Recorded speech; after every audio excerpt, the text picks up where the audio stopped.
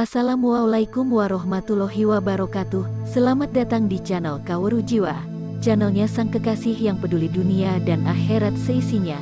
Bahasan kali ini tentang, kalau mau tandingi Rocky Gerung, pakailah ilmu mantik atau ilmu logika atau filsafat yang hari ini telah banyak ditinggalkan umat Islam. Simak penjelasan videonya sampai selesai. Semoga bermanfaat. Itu saya berharap sekali mahasiswa menguasai ilmu logika mantik Islam. Yang sering muncul di TV ahli logika siapa? Rocky Gerung. Filsafat logika yang terstruktur. Masa kayak Rocky dilawan pakai besar mulut? Enggak nyambung. Yang lawan Rocky itu cuma bisa dua orang, praktisi yang ngerti logika politik praktis. Yang kedua, ahli logika mantik yang murni. Itu bisa minimal sepadan sama dia. Kalau enggak, debat kusir, enggak enak lihatnya. Nah, kembali ke sini. Ghazali baca filsafat setahun, komparasi teks setahun, nulis setahun. Kalau digabung dengan pranya 4 tahun. Pranya Ghazali apa? Ghazali menguasai semua ilmu mantik. Di sini nggak ada jurusan filsafat, Prof. Ada. Itu saya berharap sekali mahasiswa menguasai ilmu logika mantik Islam. Yang sering muncul di TV ahli logika siapa? Rocky Gerung. Itu filsafat ala UI. Kapan filsafat ala UI negeri muncul? Atau IAIN muncul? Filsafat logika yang terstruktur. Masa kayak Rocky dilawan pakai besar mulut? Enggak nyambung. Yang lawan Rocky itu cuma bisa dua orang, praktisi yang ngerti logika politik praktis. Yang kedua, ahli logika mantik yang murni. Itu bisa minimal sepadan sama dia. Kalau enggak, debat kusir, enggak enak lihatnya. Dia aja yang menguasai panggung itu, ya, benar nggak? Saya yakin kalau Pak dosen masuk sana, keteteran juga itu. Ya. Kadang lupa semua dengan mantik. Belajar mantik itu, Bapak Ibu, itu asiknya bukan main. Kalau praktis, bukan hafalan. Jadi jangan, mohon maaf, Pak dosen, kalau nggak ngerti mantik, bilang, saya nggak ngerti mantik, jangan kasih saya. Mantik itu, ilmu logika, mesti dikasih ke orang yang mengerti filsafat. Karena mantiklah yang merumitkan filsafat, mantiklah yang memudahkan filsafat. Yuridullahu bikumul yusra. Nah, Allah menginginkan kemudahan, bukan usra. Kemudahan dalam berpikir, gramatikalnya mantik. Jadi mohon maaf, kegagalan semua pemikir Islam hari ini di belahan dunia manapun itu kegagalan mantikiyah. Dan tepuk tanganlah mereka, apa? Muncul ulama yang mengharamkan mantik. Dan tapi lain, Ibnu Taimiyah mengharamkan mantik, dia buat mantik baru, dia menawarkan mantik baru. Sekarang yang ikut Ibnu Taimiyah, mantik baru Ibnu Taimiyah dia nggak paham. Mantik baru Ibnu Taimiyah melahirkan sama dengan Rusdian, materialisme barat. Jadi yang kita lihat Rusdian, Taimiyah,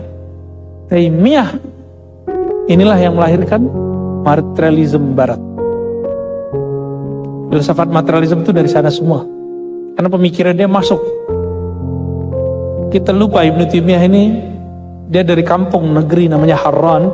Harran itu adalah tempat transit filosof Greek Yunani yang melarikan diri ketika diserang oleh pemerintahan-pemerintahan yang berteologi tertentu. Ya. Gimana? Kepalanya nggak panas kan? Mahasiswa, kalau dosen-dosen udah biasa ini. Ghazali sebelum dia masuk ke filsafat, dia jago mantik. Dan yang kedua, dia jago ilmu kalam. Bisa nggak kira-kira satu semester itu mantik, semester berikut kalam? Bisa nggak? Tapi sulit ya. Karena ngikutin ini akreditasi. Jadi nomenklatur mata kuliahnya harus menyesuaikan di sana. Sayang, yang buat di sana nggak mengerti Ghazalian. Oke, kamu anti Ghazali, kita main di Rusdian, sama. Rusdian itu Ghazali dalam wajah yang lain. Karena dia seorang menjadi Rusdi karena dia ketemu buku-buku Ghazali. Jadi bagi saya separuh Ghazali, keliaran Ghazali itulah jadi Ibnu Rushd. Kita kan sering bentur-benturin dia. Bagi saya tidak, Ibnu Rushd itu sisi nakalnya Ghazali itu. Tapi nakal yang indah. Ya. Maka jadilah tahafut. Ghazali nulis tahafut falasifah. Dia nulis tahafut. Kalau dia tidak mendalami pikiran Ghazali, dia gak bisa menghajar Ghazali. Untungnya mereka tidak sezaman.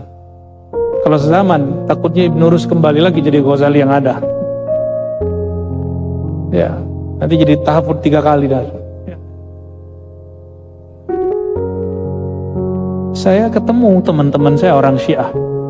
Apa kata dia? Kami di Tehran, di Qom, dan tempat-tempat suci kami, mereka ngomong itu, baru mengajarkan filsafat setelah mengajarkan 2 pokok ini. Mantik, ilmu kalam. Kita ahlu sunnah, ilmu kalam ahlu sunnah.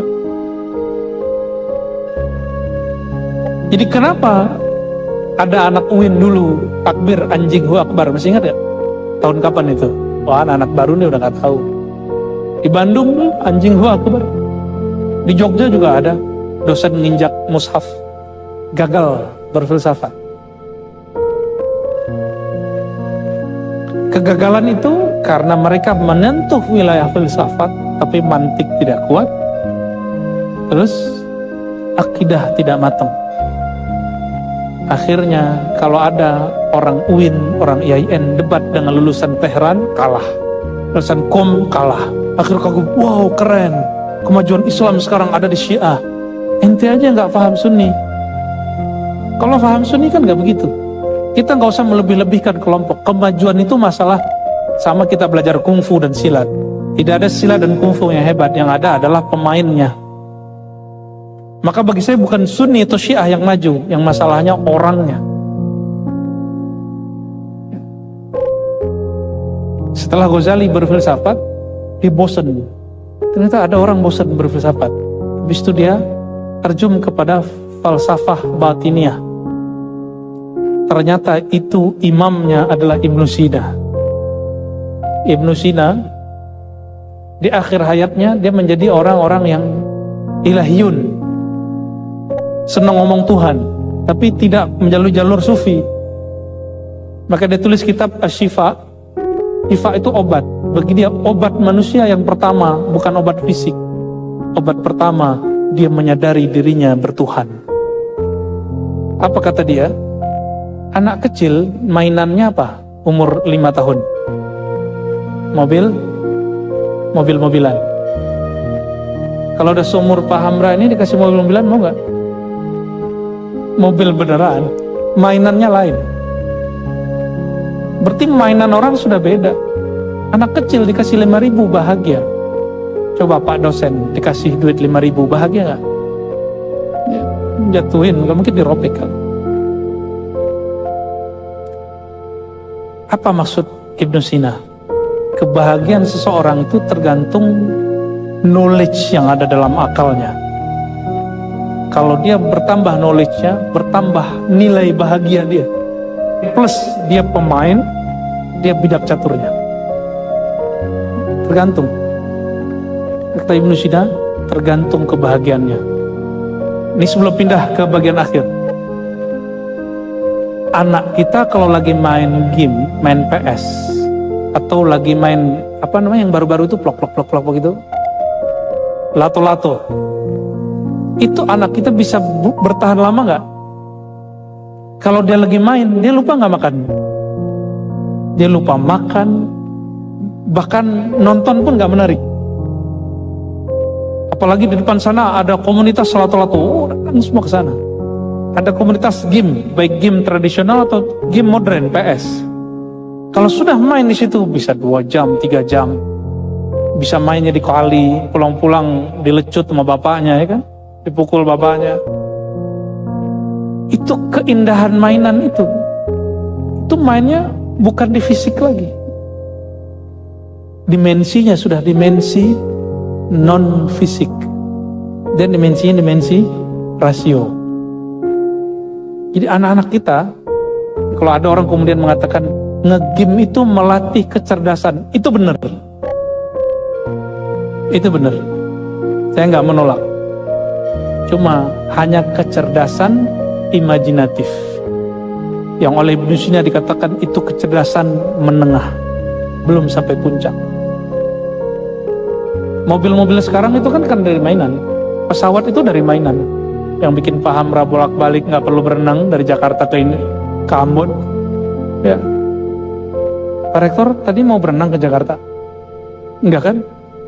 Itu mainan orang. Ada orang main-main terbang-terbang, imajinasi sudah masuk. Disebut oleh Ibnu Sina khoyali. Khoyalinya seorang pemikir dengan khoyalinya anak-anak beda hasilnya. Kalau profesor punya ide jadi tulisan. Kalau mahasiswa jadi ide paling cuma bahan ngobrol di sudut kafe. Beda nggak? Beda. Maka khoyali ini nggak main-main.